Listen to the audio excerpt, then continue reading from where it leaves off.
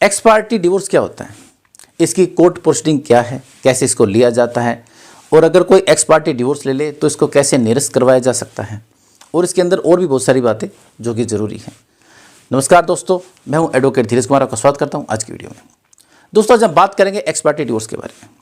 देखिए, सबसे पहले ये जानिए कि डिवोर्स कितने प्रकार के होते हैं। डिवोर्स 3 प्रकार के होते हैं। 3 प्रकार से हम हिंदू मैरिज एक्ट में डिवोर्स ले सकते हैं। एक होता है म्यूचुअल डिवोर्स, जो कि आपसी सहमति से लिया जाता है।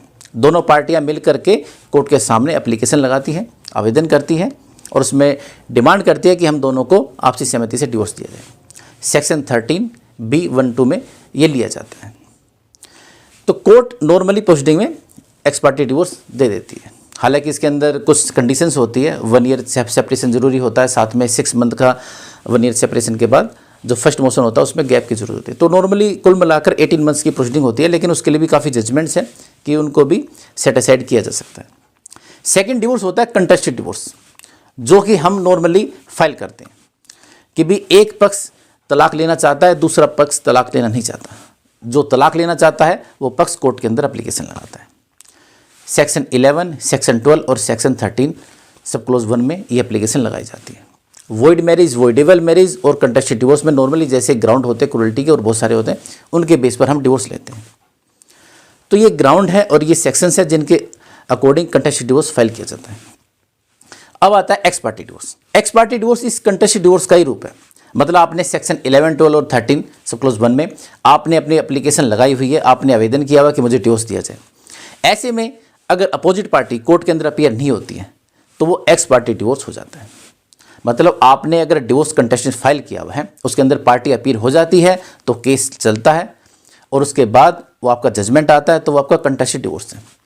और अगर आपने केस फाइल किया है, केस फाइल करने के बाद पार्टी नहीं आती है या फिर आकर अपीयर होती है और उसके बाद फिर आना बंद कर देती है, ऐसी कंडीशन में जज साहब आपके फेवर में एक तरफा फैसला देते हैं, उसको एक्स पार्टी डिवोर्स देते हैं। मतलब एक पक्षीय तलाक, सिर्फ एक ही तरफ की सुनी जाए, दूसरी तरफ की नहीं सुनी जाए क्योंकि दूसरी पार्टी नहीं आएगी। या फिर अपोजिट पार्टी कोई कोर्ट की कंडीशन या कोई ऑर्डर दिया उसको मानने से मना कर दें तो भी जज साहब उसके एविडेंस को क्लोज कर देते हैं। ऐसे में भी जजमेंट पास होती है।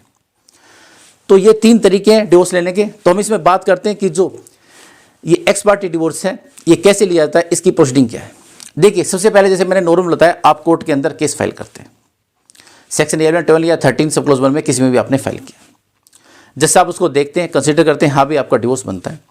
इसके बाद वो अपोजिट पार्टी के लिए ऑर्डर पास करते हैं कि इनको नोटिस या समन रिसीव कराया जाए।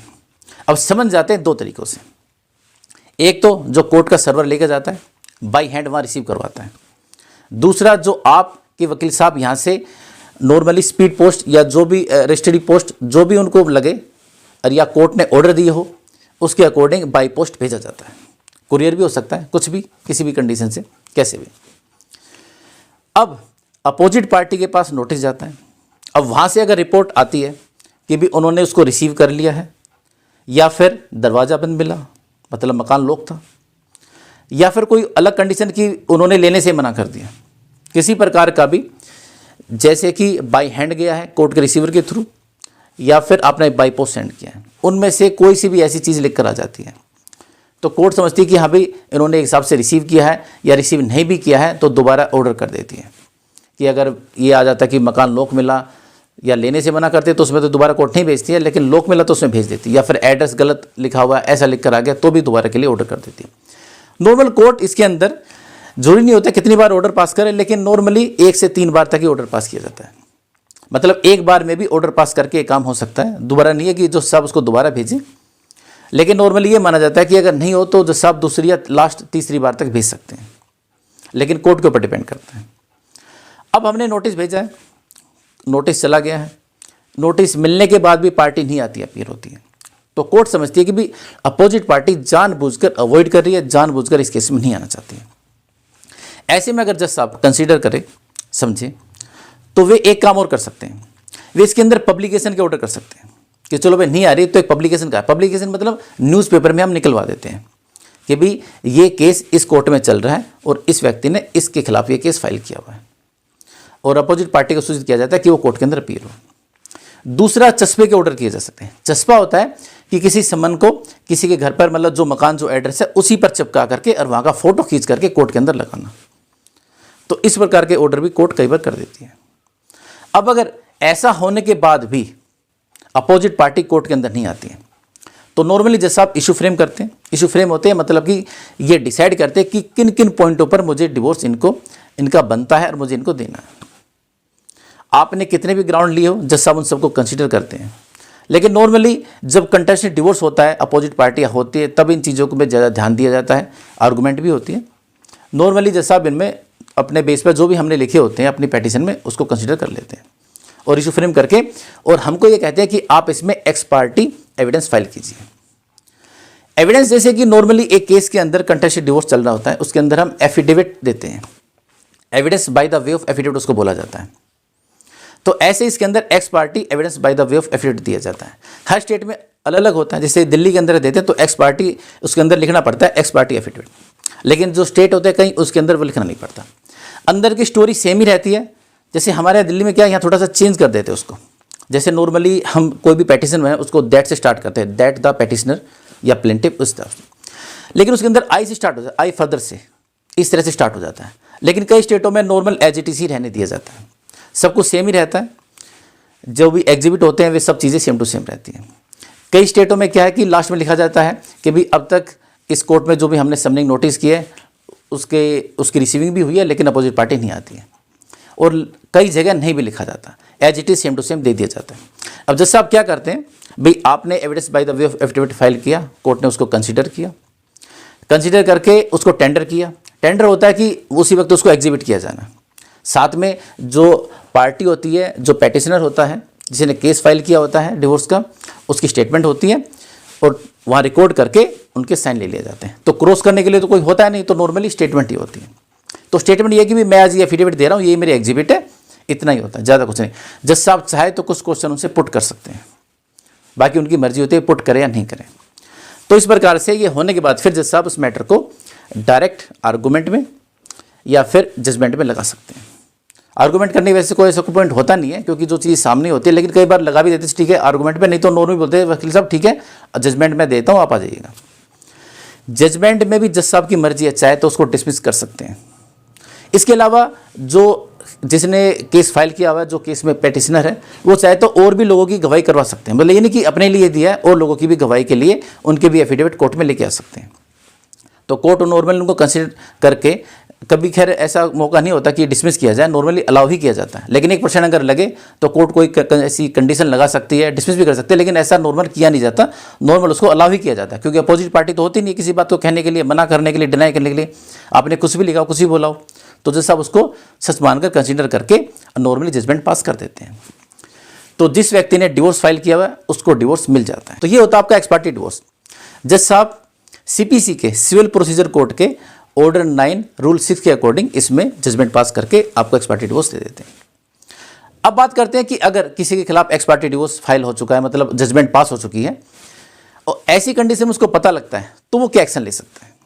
सपोज कीजिए कि अपोजिट पार्टी को पता लगा कि भी मेरा जो पार्टनर है उसने एक्स पार्टी डिवोर्स ले लिया और उसको तो तलाक हो चुका है। अब ऐसी कंडीशन के अंदर वो क्या करते हैं, कोर्ट में जाकर के एप्लीकेशन लगाते हैं।